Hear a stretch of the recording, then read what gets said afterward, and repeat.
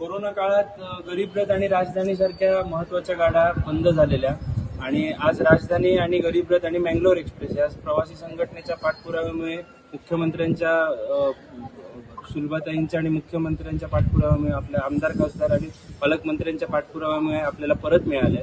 त्यामुळे आज राजधानी सावंतवाडीत पहिल्यांदाच दाखल झाली आणि त्याचं स्वागत आज सावंतवाडीकरांनी आणि या तालुक्यातल्या तालुकावासियांनी केलं।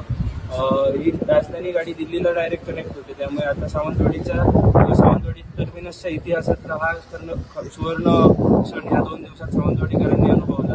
तसंच आता या सावंतवाडी टर्मिनसला सुविधा आपल्याला वंचित आहेत, आपण त्यापासून वंचित आहोत। त्या सुविधा सुद्धा जसं की प्लॅटफॉर्म 4 आणि पाण्याची सुविधा ही जर आपल्याला लवकरात लवकर मिळाली तर कोकणवासियांच्या सेवेत खऱ्या अर्थाने हक्काचं टर्मिनस रुजू होईल, अशी मी आज या सरकारकडे मागणी करतो।